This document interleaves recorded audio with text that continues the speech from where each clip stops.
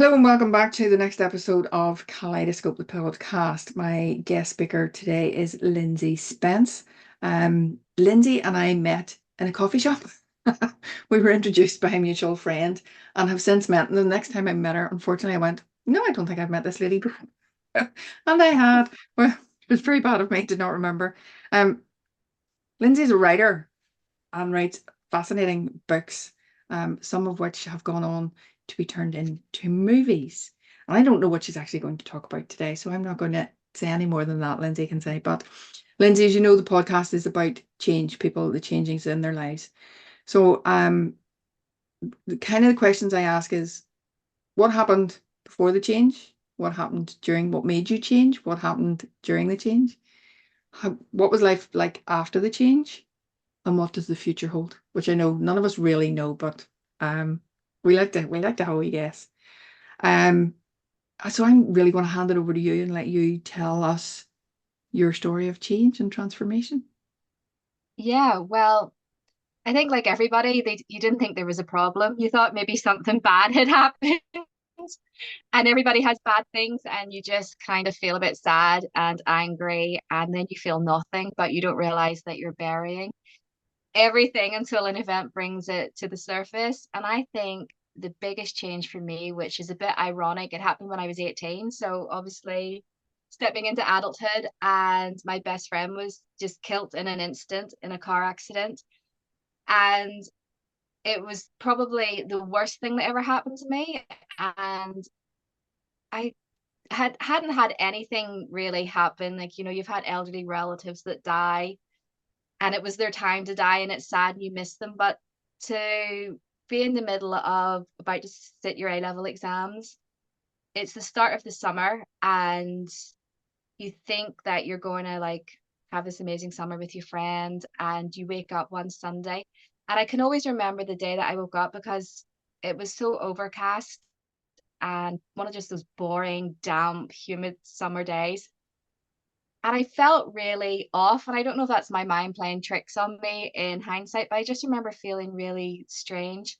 And the Poseidon Adventure, I don't know if that's the way you say it, Poseidon Adventure, the old one with Shelley Winters was on TV. And I remember watching it going, God, that's awful. Imagine like sinking in a ship. And next thing, my mom got a phone call and she said, you better come here into the kitchen. And I was like, why, what's going on? And I can't even remember what way she approached it, but she had told me that my friend had died. And I was like, no, she hasn't. Because it was the era of Bebo, and I saw that she was like at the beach club. I wasn't a clubber at all, so I didn't really, apart from Madden's, I didn't go into that. She had her clubbing friends, and I wasn't one of them. But I just remember thinking, that can't be true. I would have known if that had happened. Nobody has told me. And my mum found out from her colleague that had found out from somebody else that she worked with, like she's dead. So my mum like phoned her mum, and it was the weirdest thing, obviously, because they were completely shell shocked. And she Yeah. confirmed that it was indeed true. And I don't even think I even cried. I went into like this complete state of shock. And I just remember I just started wandering to like my grandparents' house, which was about 5 minutes away. But when I'm in shock, I feel like I don't freeze. I feel like I have to do things. And I can remember just walking in a daze with my like little Yorkshire Terrier down to the steeple, which is such a busy community anyway. And I saw two people that I went to school with, and then they had heard. And it was such a weird feeling being like some of them were 17, I was 18, and the three of us, because we were like little truants at lunchtime, we used to sneak off and go to the chippy together and like have a smoke in the tunnel and eat sweets and then go back. And we were like really well behaved in school. We had this like little thing that all teenagers go through, and it was just like, she's dead. And I can remember going to my grandparents' house and just being really restless. And then I walked home again. I can always remember just this walking. And then I met somebody else that said they had heard. And I just was like, yeah, it's true. And I didn't even sleep that night. And I can always remember the next day my mom taking me to the funeral parlor to like pick flowers and all of those, all of the things you have to go through. And I can remember getting really upset at that point. And then I always remember just being on the move. It was weird. My mom and my granny, and I'm quite lucky to reach this age and my granny's still with me. they decided, well, you're going to need some closure. So they took me to like the scene of the accident. And I don't know if that's been the best thing that, and I know they meant well, and they took me up, and there was obviously tributes everywhere. And what had happened was, her boyfriend was drunk, and she got in the car with him, really early in the morning up near Queen's University, and he obviously didn't have his wits about him, and she was in the back, and he swerved the car, and it hit a skip on this really leafy upper crust residential street in Belfast, and there was things in the skip, and it more or less, I don't know if this is true or not, or my mind's playing tricks on me, but I always remember a mark on her head when I saw her, and I believe she broke her neck, and that's what happened. And it was just the weirdest thing doing that on the Monday. And then I believe I went to see her the next day, and I can always remember my granny coming as well. I always remember just being like surrounded with my mom and my granny, like completely. And my granny's like from California, and she's very affectionate and all about feelings. And I can always remember her grabbing me so tight in the funeral parlor because I just started screaming when I saw it. And it's not a response. I always say I'm dead inside. I'm like, oh, really? But I can remember squealing the place down. And I can remember going home with my granny, which is really strange, and her getting on the phone to my aunt who lives in Canada because my aunt, everybody just knew her. She was just like my sister. And I could always remember my granny going, awful, awful, just awful. And I thought, oh my God, I've made such a big scene. And then I felt like, Not really reacted maybe normally. I should wise up a bit. So then it was just the weirdest thing. Her funeral happened. The person who did it was able to come. I can remember my dad getting really upset, but at this point I didn't have any response. I remember everybody that I went to school with kind of just sort of like coming up to me and teachers kind of keeping their distance. But I can remember lurking at the graveside and seeing him behind hedges. And I don't know what happened, but I like confronted him. And it is such a blur, Valerie, because I think the next day I went and I did my A levels. And it was bizarre. I just had to stay in the zone, do my A levels, get it all out of the way. My like great great aunt who I adored, my great granny's sister, she was dying of brain cancer at the time. There was just so much going on, and I don't know what happened. And I think in hindsight, I probably should have gone to therapy or tried to process it more. But I just kept going. I did my levels, I started my degree, I started a part-time job. I just kept pressing ahead, and I would always try to look for her in other friends. And that was horrendous because I remember going to Paris shortly after with like my new best friend, so to speak. And I just felt so empty that I wasn't with her, if you know what I mean. And I was having a nice time. And then I kept thinking of her mom and her sister and her dad. And I was in Paris.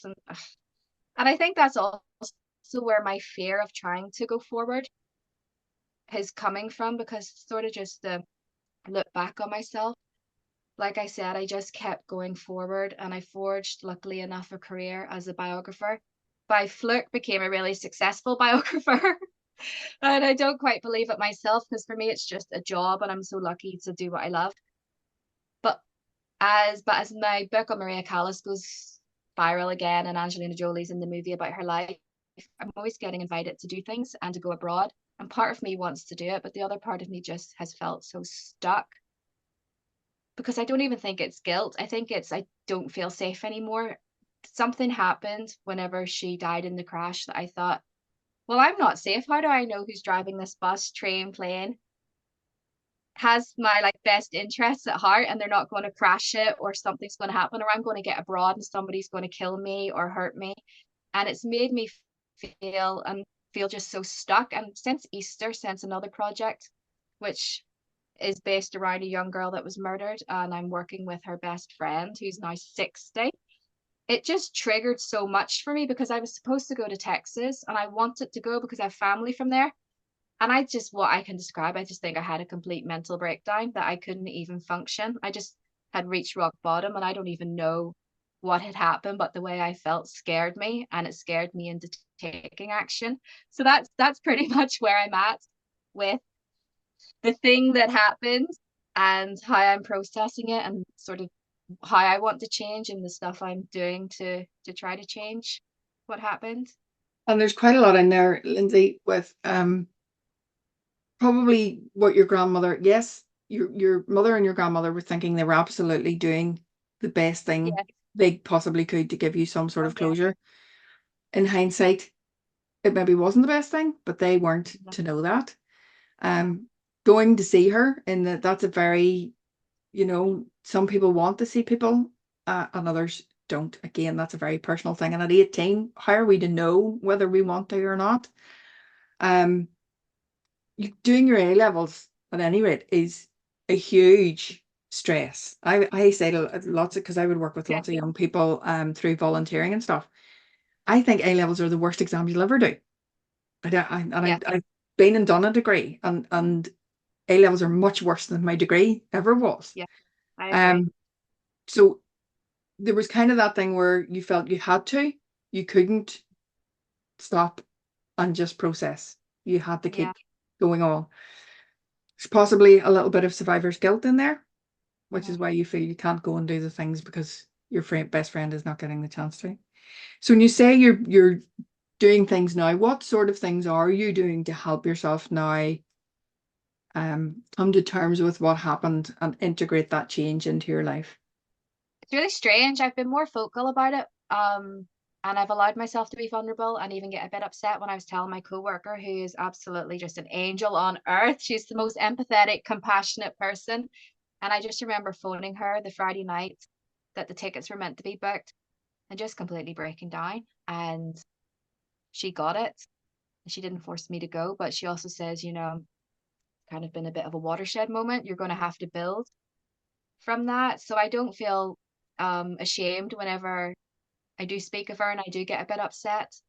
And it's weird because when I was younger, when I used to speak of her, I didn't get upset. And that must be a thing when you're older. You just, I don't know, must get a bit teary. But sometimes I find myself, yeah, getting a bit upset when I talk about her. But I want to talk about her, if you know what I mean. The other part is going to the doctor. And I kind of made it's just like when when you have to go to the shop and buy something, but you don't want to just buy that. You buy like crisps and everything. I kind of went and I was like, I have a mark on my ankle, by the way. And the doctor was fantastic. And she says, it's not unreasonable not to want to go to America at the moment. The world's not a safe place. So don't feel stupid that you don't want to get on a flight to America.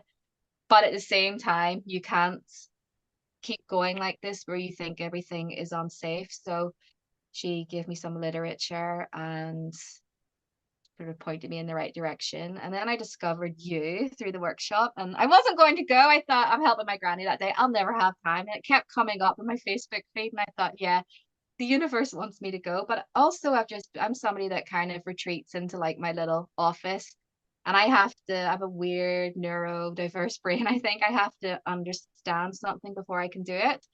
So I've been reading a lot about trauma and healing and just reading stuff about the bigger picture, and I am feeling quite equipped to deal with it, but I think I'm scared to sort of go to that next step where I do feel a bit empowered to live my life, because I feel like sometimes there's that invisible string that it's also comfortable to keep you connected to it, because I guess your brain is programmed that way and it's safe. Even though it's horrible, it's safe to keep going, well, I can't do that because this happened, instead of going, you know what, I'm going to try that.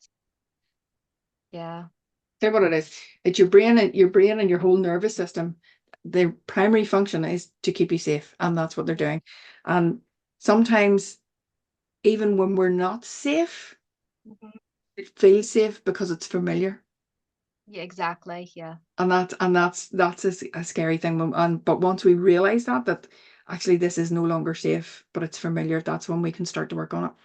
And the thing to remember, Lindsay, is that we can only heal as far as we're ready to heal. Mhm. So sometimes people get a little bit frustrated that the journey is, they think, right, I'm now ready to heal, should be healed. And that's not how this stuff works. You heal, if you think of it as an onion, and Yeah. it has layers. And as we take off one layer, then we have to kind of heal from that process before we can start then and peel the next layer and the next layer before we can get. And there are some remarkable modalities out there like EMDR. hypnotherapy, those sorts of things, brain spotting, that can get you to the crux of the problem very, very, very quickly. But you have to want to do that. And a lot of Yeah. people don't want to do it quickly. They want to go through the slower process because it feels more manageable. It feels like I'm in control of this process. And I do hypnotherapy and I have had brain spotting and EMDR, and you don't lose control. But there's that fear there because not enough of us know about these modalities. We think we'll lose control, but you actually don't. You're in control of the whole thing the whole time. I So think as as well you're, there, sorry, I think as well there's a level of, because you're not her mum or her dad or her sister, use that level of, well, why am I still holding on to this and carrying this with me? It's a weird thing because everybody you grew up with has moved on. I see people I went to school with and they've moved to Australia, and I feel stuck. Like, I know I've done a career and everything, but I felt like if you come back in 20 years' time, you'll still find me where you've left me. I don't know. It's a weird, weird feeling. And I was going on about, and I think I mentioned this before in person to you. It's also, as the years have gone by, it's made me feel like I don't want to go somewhere where I can't get back home, which is my safe spot. I don't want to, like, for example, have to go to America for work, which I'm gonna just have to do eventually. I don't know, maybe get some sort of sedatives, but I don't know if I don't want to go somewhere and go, oh, I don't like it here and I don't feel safe, but I can't just get a taxi and go home. And I don't know if it's a level of agoraphobia because I am actually quite a social person and I'm not scared of people or anything, but there is that level of you don't want to push yourself too far in case you can't come back that's easily. the level of not feeling safe within yourself. Yeah, Because if you felt safe with you, you could go anywhere in the world you wanted to do. I know.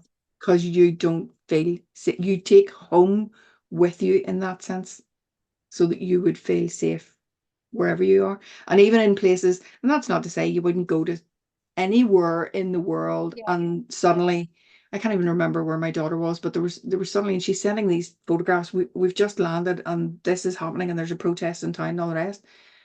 So they just very quickly made a detour and took themselves to, because they carried that safety within themselves, that they knew, well, we know how to get out of this situation. We know we're not going to walk down that street, or we're not going to, because that's, so yeah, it's not to say the world is inherently safe and unsafe, depending on where I you know. go on any one day, do you know?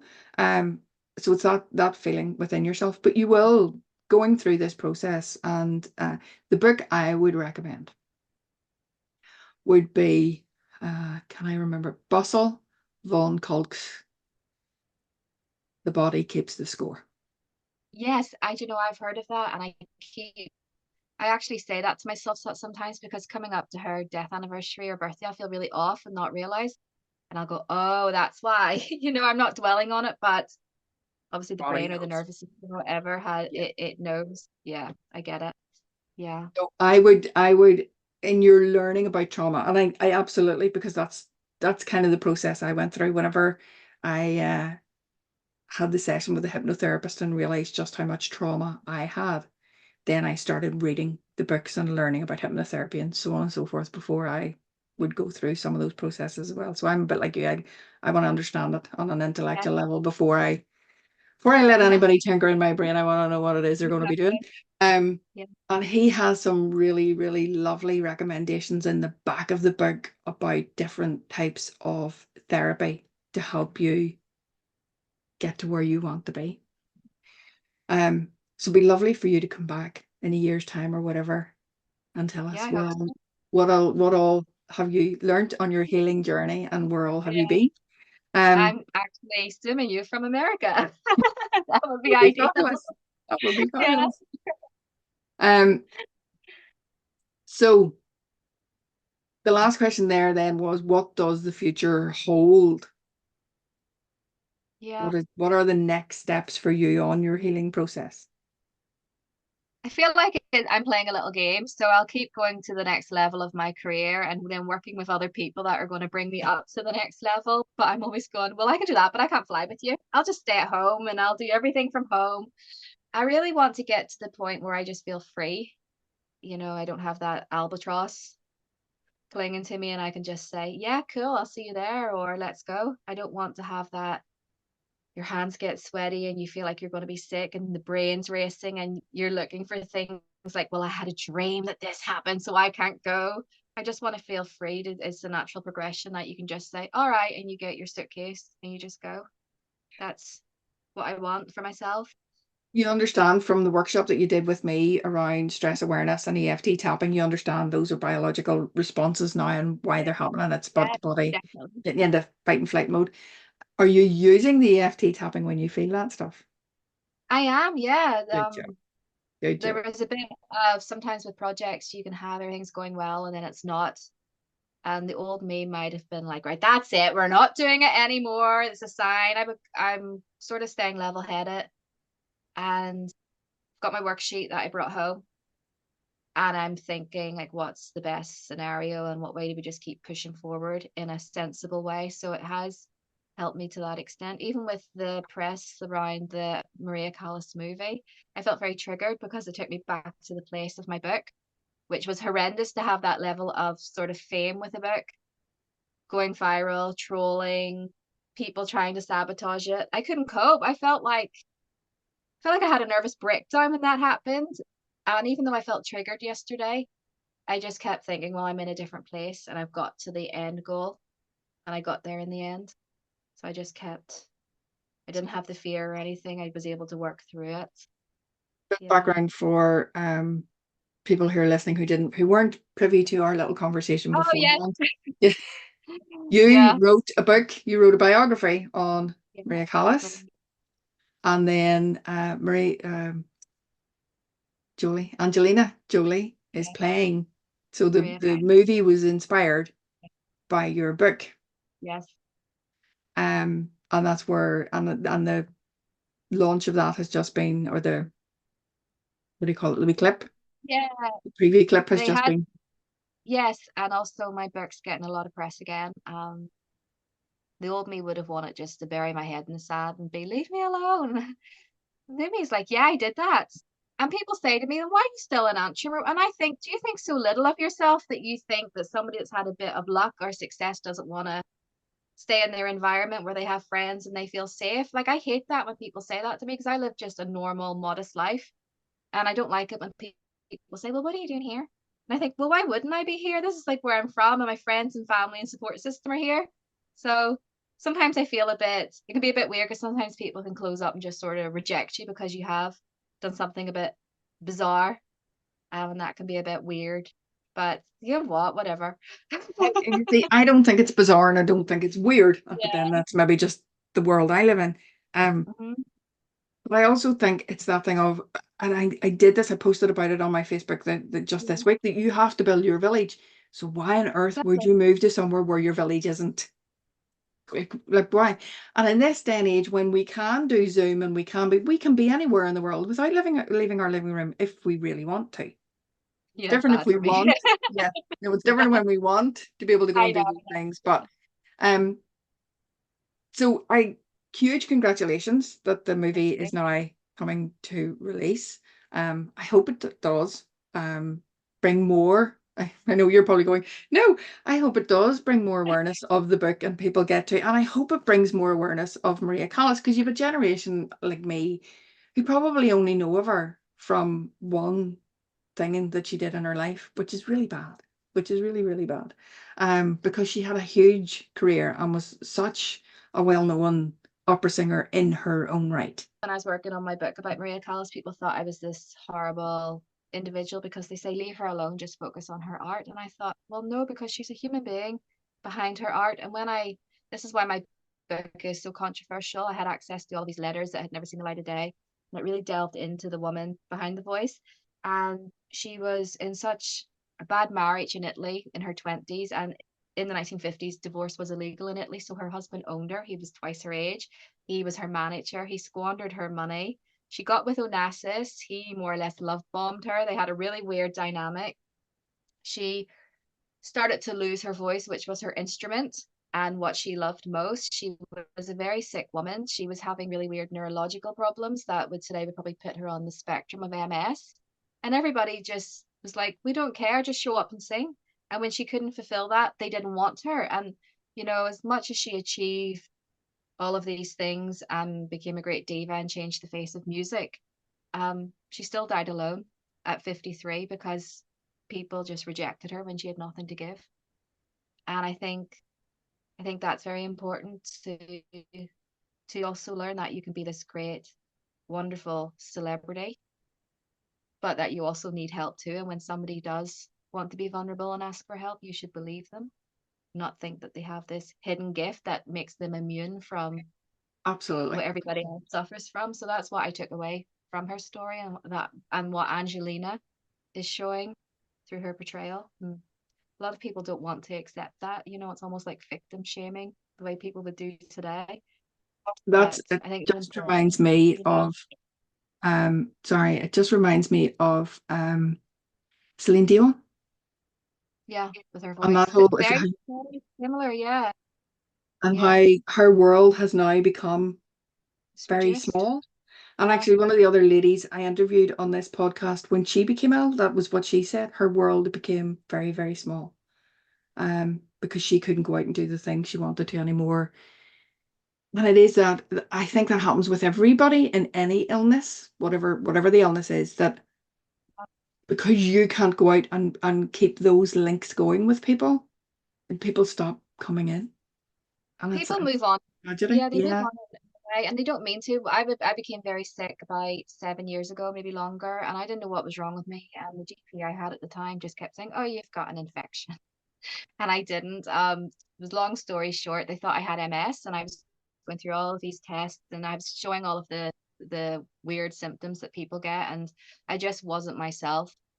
And it was so weird because in a way it was horrendous and scary, and a lot of my loved ones didn't really know how to cope with that because they thought the worst case scenario would happen.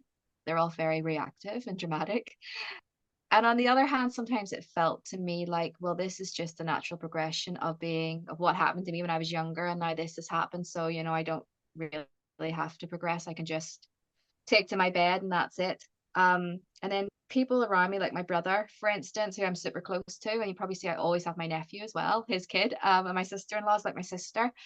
They were like buying a house and getting engaged and then getting married and having a kid. And as much as I was happy for them, I had just these really weird unresolved feelings because my world seemed to be coming to a halt and everybody else was moving on. So I feel like now that I've got my health somewhat restored, I feel like I also have a lot of like not growing up to do, but to sort of reach milestones that were put on pause. And it's a weird like transition to be in. Everybody talks about this Saturn return. I don't know. I think Yeah. I'm a bit late for it. Yeah, so I don't No, know. It's been weird trying to build a community, and I have been making really good friends in Antrim. And I hope I can count you as a friend now. And of course. just trying to, I don't know, I feel like I just want to, it's almost just what's normal for people. I just want to do that. And it's also been really fun and interesting building like a circle of friends and getting new interests and really just putting myself out there. So I think it's the natural progression will be to maybe get to where I want to be inside. Brilliant. Brilliant. Yeah. Hopefully, what I would like to see for you, if you want, is that for another one of your books to be made a movie and for you to actually to be able to go to the premiere if you so choose, that you have Yeah. that freedom and that ability to go if you want to, rather I'll than have feeling, I'll no, I have can't to do because I one. can't. Yeah. I'll do one on a local person and then I'll get to go to it in Belfast. Liam I Neeson. know with Just go to Liam yeah, yeah. Neeson, we'll all go to Ballymena. Well, when I was doing my stuff on Jean Mazarine, who obviously lived at Antrim Castle, I was in my element. I just had to like go off in my car or my bike, and I was literally in my element. That was one of the best parts of my career. Actually, I had the best time, the best fun. Everything centered around the centenary of the fire. I feel like I'm going to cling to this for years. But yeah, that Very was good. fun. But even with the next project, which is all based in Texas, I feel like I just want to jump on that plane and go astral travel. You just need to find the right therapist. I would read that book and get to the point and Okay. pick one of those modalities that you think and you've a brain spotter in Antrim, you've hypnotherapists in and around Antrim as well as myself, not Okay. just me. And there's EMDR people, there's lots of people out there that can give you the assistance that you need. And then we'll all be behind you cheering you going, yay! Yeah. I'll Um, be bringing everybody their Levi's back. I get your order in. It's coming from America. Picking your Getting it extra all in there. suitcase. Yeah. Um, so I always wrap up with I give people three options because I know I'm not good at this. If you ask me what my favorite book is, my favorite book is usually what I'm reading right now. Yeah, I don't same. have, far being able to recommend this one and that one for this, that, there, and the other Yeah. thing. Don't really have a favorite. But I give people, because some people do. So the three options are your favorite book, what you would tell your younger self, and or your favorite phrase. One of those three or all three, whichever you want the answer. Okay, so I think my favorite book is Life After Life, and it's set on time travel and reincarnation. So it was a BBC series a while ago. I didn't watch it because I have no attention span for TV, but the book is about a girl called Ursula who just keeps coming back and has to relive everything. And I love that because I'm a bit strange and I love time slips and time travel and nostalgia. So that's my favorite book. And what I would tell my younger self, I said this the other day, I just wish somebody had frog marched me and made me do it. And I would tell my younger self, just do it because it's the scariest thing, but it's going to be the easiest thing in the long run. Just do it. Marched you to what and to just do what? So like the airport, to the Dublin bus. Now, don't get me wrong, I have been away.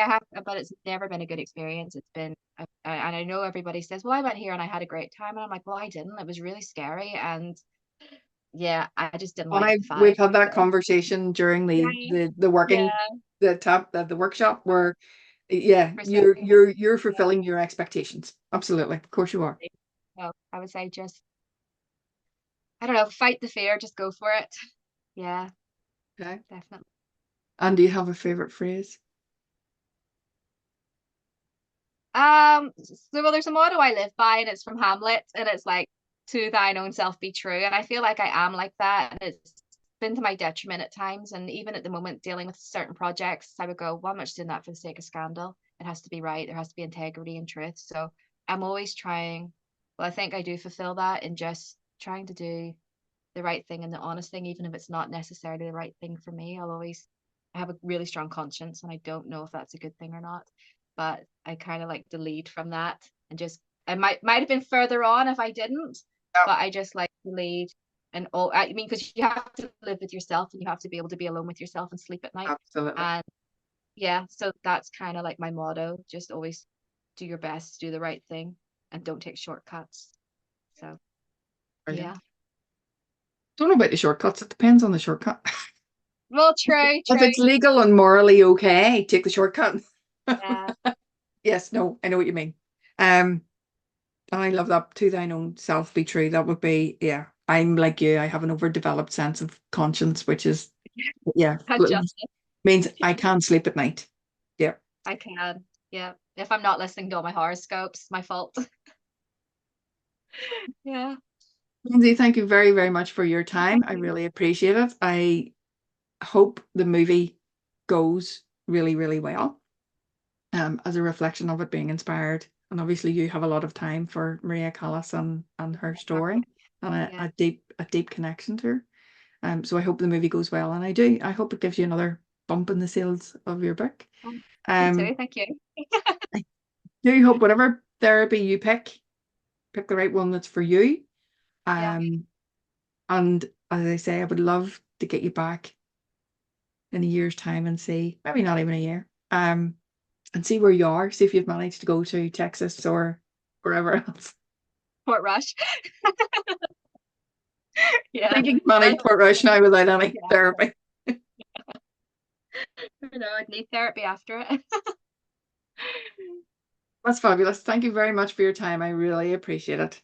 Yeah. Thank you. And you'll send me links um, to, I don't, do you have a website or social media or I'll send you like the Amazon links the books? if that's okay. Yeah, Yeah. absolutely. That's perfect. And I put them in the descriptors with the podcasts.